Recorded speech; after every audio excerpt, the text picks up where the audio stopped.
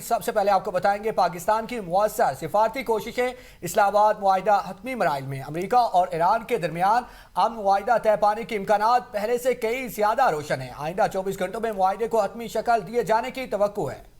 وزیر اعظم شہباز شریف نے ایکس پیغام میں کہا پاکستان معاہدے پر الیکٹرانک دستخطوں کی تیاری کر رہا ہے، جس کے بعد آئندہ ہفتے تکنیکی سطح کے مذاکرات بھی متوقع ہیں۔ وزیر اعظم نے مذاکراتی عمل میں مسلسل سنجیدگی اور عزم کا مظاہرہ کرنے پر امریکہ اور ایران کا شکریہ ادا کیا اور خطے کے برادر ممالک کی حمایت اور تعاون کو بھی سراہا۔ وزیر اعظم نے امید ظاہر کی کہ یہ تاریخی امن معاہدہ خطے میں دیرپا امن، استحکام اور باہمی اعتماد کی مضبوط بنیاد ثابت ہوگا۔ امریکی صدر نے وزیر اعظم شہباز شریف کا ایکس پیغام ٹروتھ سوشل پر شیئر کر دیا۔ وزیر اعظم نے امریکہ ایران معاہدے کے لیے اگلے 24 گھنٹے اہم قرار دیے۔ امریکہ اور ایران کے درمیان تاریخی الیکٹرانک دستخطی تقریب کل ہوگی۔ وزارت خارجہ کے اعلامیے کے مطابق نائب وزیر اعظم اسحاق ڈار کا سعودی وزیر خارجہ شہزادہ فیصل بن فرحان سے ٹیلی فونک رابطہ، دونوں وزرائے خارجہ کا امریکہ اور ایران کے درمیان مذاکرات آخری مرحلے میں پہنچنے کا خیر مقدم۔ وزارت خارجہ کے اعلامیے کے مطابق امریکہ اور ایران کے درمیان تاریخی الیکٹرانک دستخطی تقریب کل ہوگی۔ اسحاق ڈار نے کہا کہ امید ہے کہ امریکہ ایران معاہدہ خطے میں مستقل امن و استحکام کا باعث بنے گا۔ سعودی وزیر خارجہ کی جانب سے ثالثی کے لیے پاکستان کی مستقل کوششوں کی تعریف۔ دونوں رہنماؤں نے آئندہ 4 علاقائی وزرائے خارجہ R4 اجلاس سے متعلق گفتگو کی۔ 4 ملکی وزرائے خارجہ اجلاس اس ماہ کے آخر میں مصر میں ہوگا۔ امریکہ اور ایران کے درمیان معاہدے پر کل دستخط نہیں ہوں گے۔ ایرانی مذاکراتی ٹیم آئندہ 1 یا 2 دن میں اسلام آباد یا جنیوا نہیں جا رہی۔ ایرانی وزارت خارجہ کے ترجمان اسماعیل بقائی نے ایک بیان میں کہا ہے کہ امریکہ اور ایران کے درمیان مفاہمتی یادداشت پر اتوار کے روز دستخط نہیں ہوں گے۔ تاہم انہوں نے اس امکان کو مسترد نہیں کیا کہ عمل آئندہ چند دنوں میں مکمل ہو سکتا ہے۔ بقائی نے کہا معاہدہ اسلام آباد پر کام جاری ہے، ہماری توجہ جنگ کے خاتمے پر مرکوز ہے۔ اس مرحلے میں جوہری مسئلے پر کوئی بات چیت نہیں ہوگی، ہمیں مفاہمت نامے پر دستخط کے حتمی وقت کا انتظار کرنا ہوگا۔ اگرچہ یہ کل نہیں ہوگا تاہم آنے والے دنوں میں اس کے ہونے کے امکان کو رد نہیں کیا جا سکتا، لیکن فریق مخالف کے غیر مستحکم رویے کے باعث ہمیں اس عمل سے متعلق کسی بھی بیان کے بارے میں محتاط رہنا چاہیے۔ وزیر داخلہ محسن نقوی نے کہا ہے کہ ایران امریکہ کی صلح جلد ہو جائے گی، اچھی خبر 1-2 دن میں آئے گی، جہاں پر چیزیں طے ہوں گی۔ وزیر اعظم اور فیلڈ مارشل اس میں ساتھ ہوں گے۔ انہوں نے کہا کہ جولائی اگست میں کچھ نہیں ہونے والا، یہ حکومت اپنا وقت پورا کرے گی۔ پوری دنیا کی معیشت خراب گزر رہی ہے، اسی وجہ سے پورا نظام ہل گیا ہے، لیکن ہم پھر بھی اچھے طریقے سے چل پڑے ہیں۔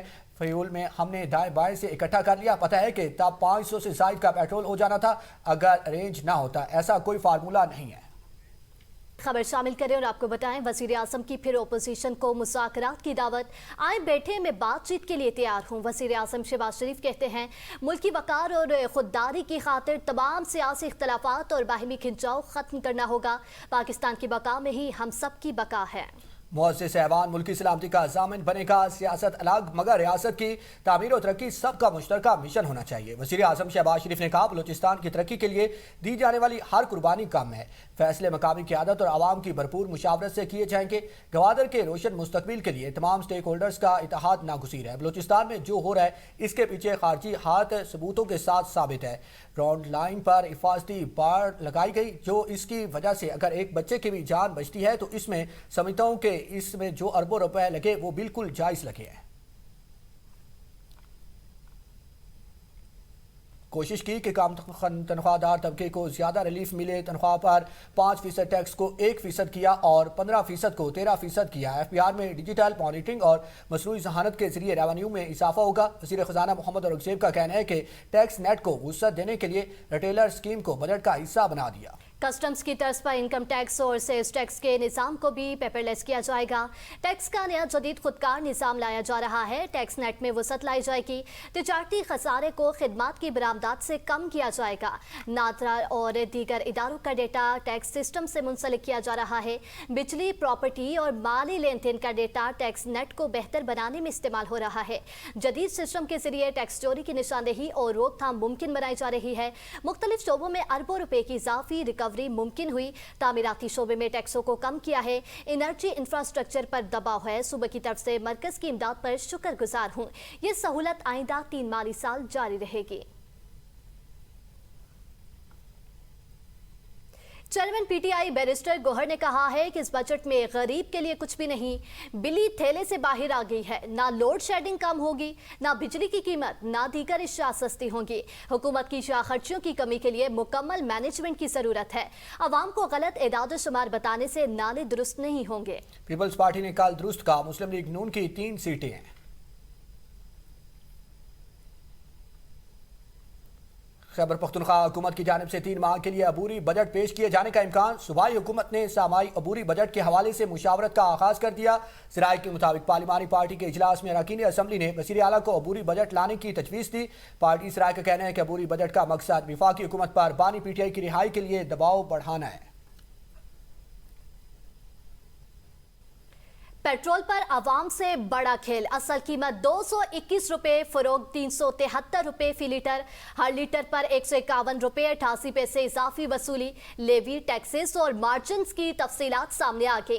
एपीएन न्यूज को हासिल दस्तावेजात के मुताबिक कस्टम ड्यूटी से काबिल पेट्रोल की फी लीटर कीमत 221 रुपए 90 पैसे बनती है। कस्टम्स ड्यूटी के बाद पेट्रोल की एक्स रिफाइनरी कीमत 245 रुपए 16 पैसे फी लीटर हो जाती है। शहरियों के लिए पेट्रोल की सरकारी मुकर्ररा कीमत 373 रुपए 78 पैसे फी लीटर है। 1 लीटर पेट्रोल पर 106 रुपए 74 पैसे पेट्रोलियम लेवी आयद है। ऑयल मार्केटिंग कंपनीज का मार्जिन 7 रुपए 87 पैसे फी लीटर मुकर्रर। पेट्रोल पर डीलर मार्जिन 8 रुपए 64 पैसे फी लीटर आयद है।